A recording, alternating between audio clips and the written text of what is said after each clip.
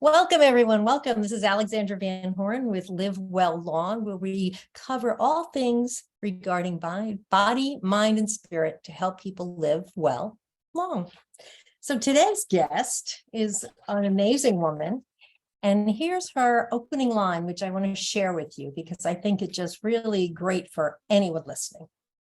When you think something's impossible, find someone who's already done it, says Krista Giannak, writer and skier who happens to be blind. Krista used to shy away from her personal story. Now she embraces and speaks about it while inspiring our listeners to do the same.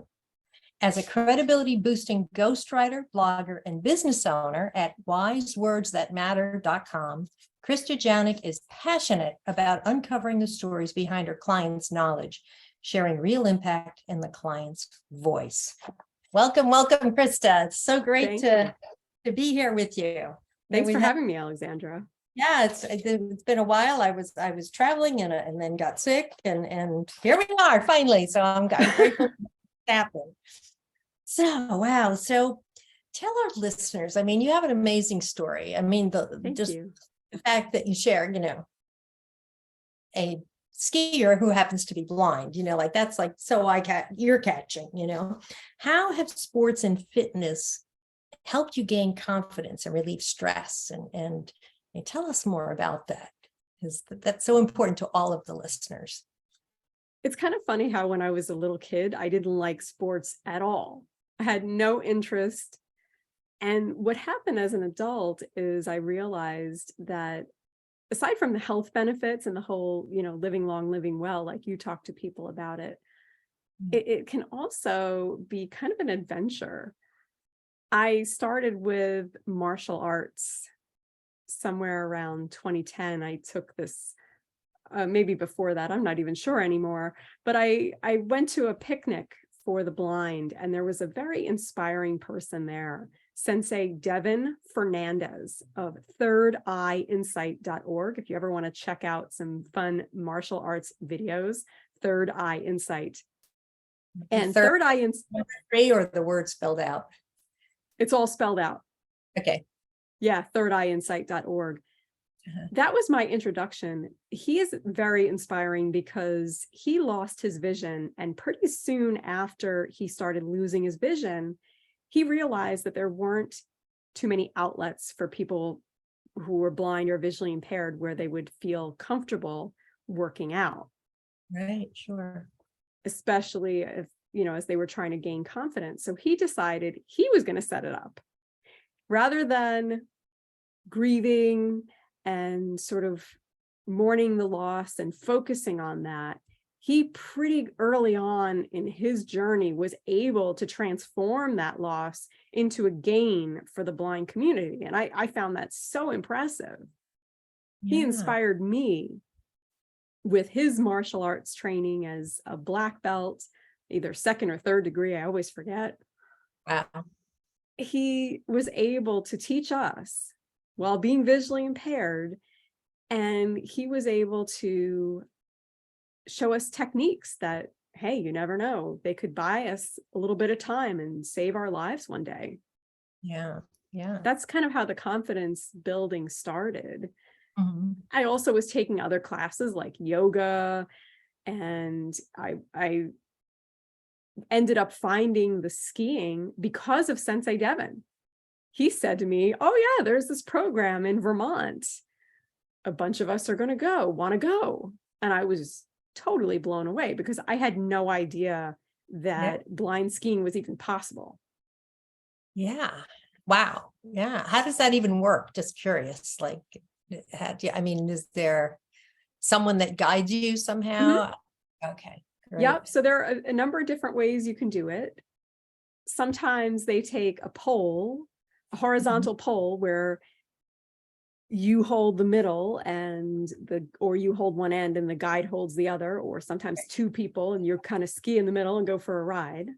When you want to ski independently, though, what they do is they literally forge a path for you so that you can ski forward safely. They call out directions. The lead person will call out directions.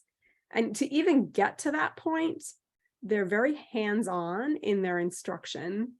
They're very warm and welcoming and generous people, where they get their excitement and joy from showing beginners how to do something that they love, or from helping people like veterans and other people who've lost their vision to get back on the slopes when they haven't been able to do it for a while.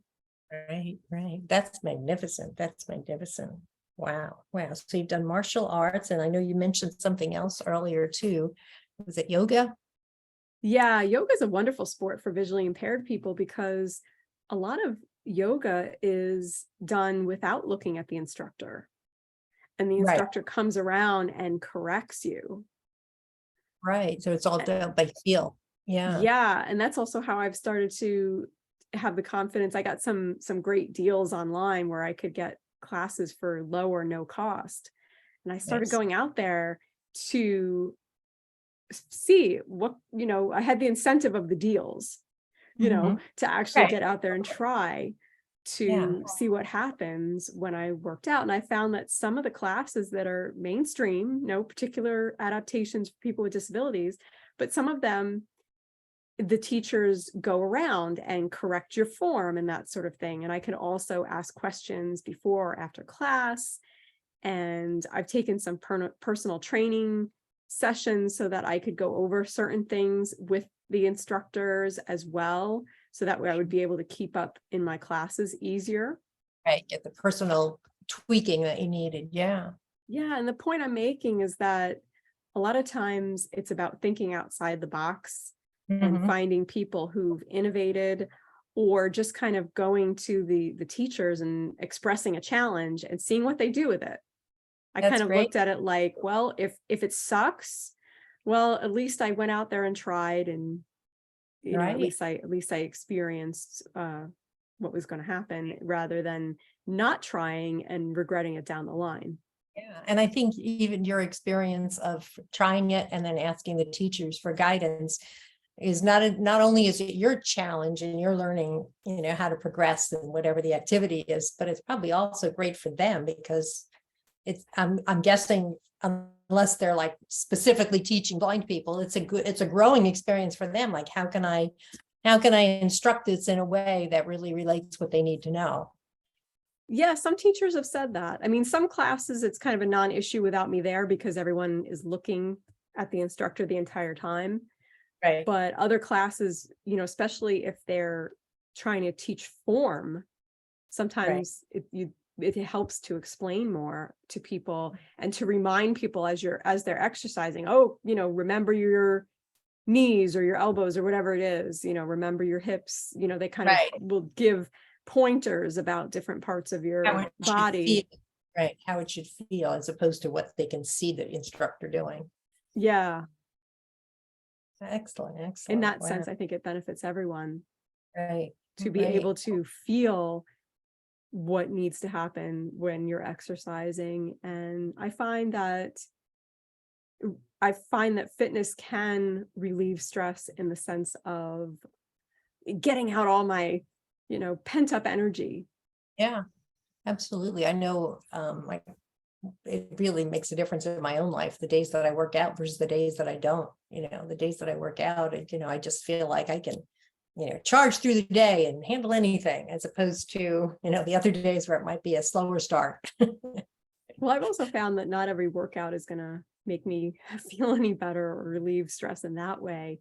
But I Right. do notice that I have a sense of accomplishment when I actually do it, Mhm.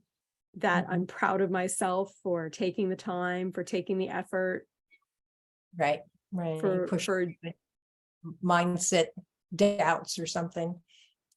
mindset. What? Doubts, like doubting yourself or, you know, taking an easier route, pushing through that mindset is good for the confidence. Yeah, I found ways to be proud of myself for doing that, rather than beating myself up when I'm not doing it. I try Excellent. not to, but it's a journey. Yeah. But that's important too, just a practice of, applaud applaud what is working, what you've accomplished always. And for anybody listening, just applauding, looking in your life, okay, well, where are my successes? Where am I successful today? And it could be, well, I made my bed, or it could be, I made that phone call I didn't want to make, or whatever it is, or, I took on a bigger challenge and I pushed through and I made it happen, which is great. So always focusing on the successes instead of, what I'm not happy with or something. Yeah, that's excellent. Excellent. And That's like helpful. when you first began with your, the different activities, like what motivated you to face those fears and challenges? Was there something specific in your mindset, or? I tend to enjoy doing things in life. Mhm. I always want to fill my life and feel fulfilled and try new things and whatnot. And as far as the skiing goes, because the yoga and the martial arts and that kind of stuff, it was kind of like me just trying to find what worked for me exercise wise, and knowing that I'm not very motivated at all to work out at home. Right. Okay. So kind of knowing that about myself, and also knowing that I find it more fun to do things in a group. Mhm. I Yeah. was trying to see, like, which groups can I find that are doing things that I might at least not hate. Yeah. Yeah. Yeah. Yeah. Right. And I discovered that, well, I didn't like everything that's done in martial arts, or, you don't love every yoga pose. And I certainly didn't love the walking in those clumsy ski boots. Right. What I found was that these discomforts are nothing compared to the benefit of doing it with the group, feeling good about myself for having accomplished something, and also the confidence of facing a fear in the first place. Sometimes for me, if I can see the reward at the end of the fear, like, okay, if I can make it through the other side, then it's worth facing. Also with the skiing, I knew that I was going to be meeting some amazing people that were doing something that I had thought was impossible. So just that alone, how cool is that, to meet Right. people that are breaking your limits Right. and find out what inspires them. Yeah. Yeah. I So love it. that was enough for me to, even though I didn't know if I was actually going to ski, because I had no idea. Like, I was like, are you guys crazy? I'm not sure. Do people get hurt? I asked all these questions, and the director of the program in Vermont answered the questions. And essentially I learned how experienced the instructors were, and how the guides, the ski guides, are trained, and how they really look out for people's safety. And also Uh-huh. that and they were explaining to me that a lot of times injuries are about you being aware of your body, and also being aware of risk level. So a lot of times the people who get hurt are doing something that's above kind of that beginner level. They're trying to move on and move up and move ahead, and maybe a Uh, little too soon, or a little too much risk. right. Get So they're out of saying, if you control. just want to try something and be a beginner, Right. try Yeah. it. Yeah. Yeah. Yeah. I had ski lessons several years ago, and it was just, and it was the private lesson, and it was great in that I felt totally confident in that he was watching out for me, and he would tell me Yeah, when to turn and when to, like, squat down a little bit and stand up and the whole bit.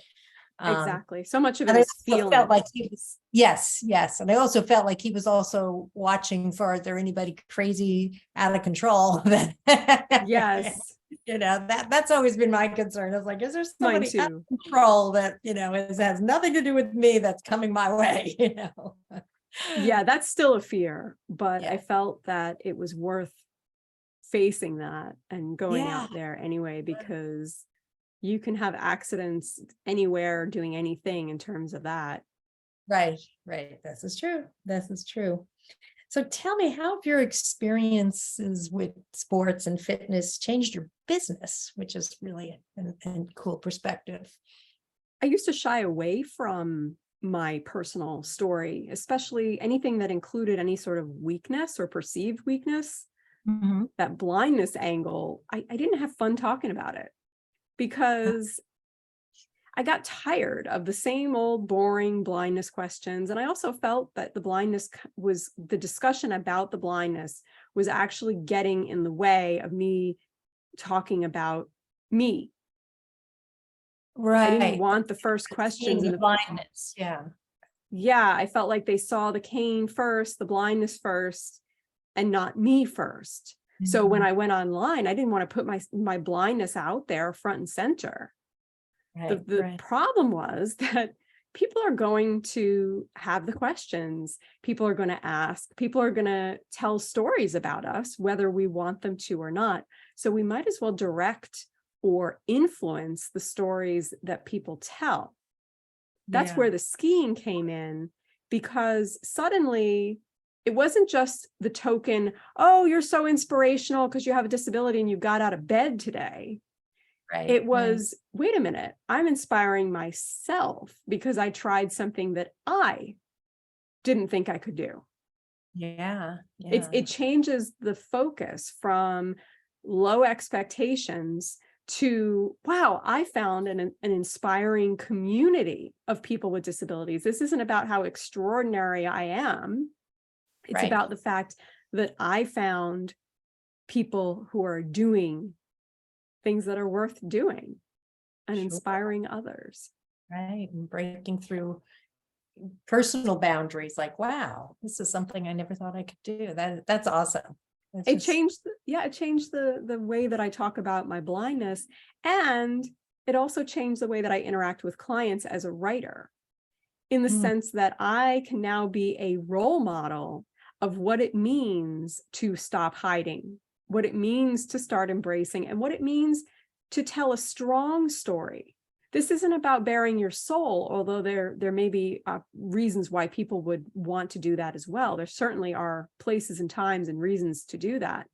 right. But in a business situation, a lot of times what you want is to share your humanity, and that means sharing where you've come from so that people understand why you are and who you are, why you are the way you are now, and why Right. you are the one who's in the best position to help your clients. And Right. it's difficult to do any of that without sharing some sort of vulnerability or challenge you faced or turning point, or even sometimes for people who are more reticent, it may just be something that you learned, a lesson that you learned, or something that you have discovered in your industry. Like, yeah, this is a pattern that I've seen, and this is how I'm breaking the pattern. Because I like to work with innovators, thought leaders. Even the best ones, the most exciting ones, are people who are actually disrupting an industry and doing something new. Yes. Yes. Yeah. Yeah. It's inspiring. Absolutely. Because, as people move past their personal boundaries, if we're paying attention, we can, and absorbing it, we can, kind of catch on that tailwind and say, okay, what's my personal boundaries that I can transcend? Yeah. Where am I Yeah. stopping? Yeah. Absolutely. Wow. So how can we motivate ourselves and others to move more? What would you say to our listeners? Because you're For me, definitely an expert in that. well, for me, it's definitely been all about the goals. It's about like how can I use my experiences Mhm. to motivate others, and in terms of for me, about motivating myself to move more and motivating others. I look at the interests that are involved. So I look at ways that I'm using, I'm so sorry. It's better. um but ways that I'm using my interests or ways that I'm getting in touch with someone else's interests. So like if I know someone likes a certain activity, Right. then I can kind of suggest things about, oh yeah, I know you like this. Mhm. So maybe I can look for something in their area. that's a Mhm. similar kind of thing. Or, well, if you like this, I wonder if you'd have fun trying this. Yeah. Sometimes Yeah. it's things like that where it's thinking outside the box a little bit. It's not like, oh yeah, you should do this and this and that, and trying to push people in that way. But it's like, how can we appeal to one another's interests? How Right. can we appeal to making someone feel better about themselves? Like, I notice you're getting stronger and you're doing so much better and things like that. And if you keep it up, you're going to get to XYZ point and that sort of thing, I think Right. can be Right. helpful too. These are the things that I want people to do to me to Mhm. motivate me to move more. Right. Right.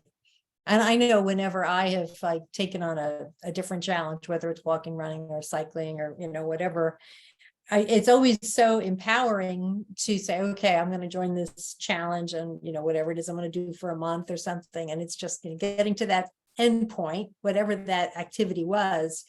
It's a good feeling. It's like, I did this. I can, I accomplished this. It's a great feeling.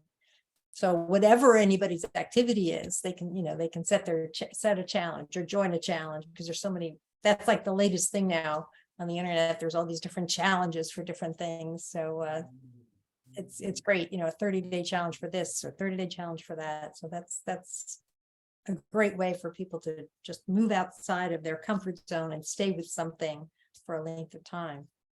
That's awesome. Absolutely. Yeah, That's awesome. challenges are a lot of fun because I feel like they have an end goal Yeah. and a reason to do something because you want to hit the end goal.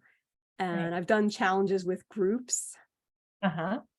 The only Right. thing I've found though is that when the challenge ends, I'm less motivated to keep up with That what activity. I've done because the group is gone and the support is gone and the fun of getting to the next level Yeah. isn't necessarily there. Right. So I'm wondering if maybe my next step is going to be finding some longer term challenge type activities where you Right. keep going to the next goal, the next goal, the next goal.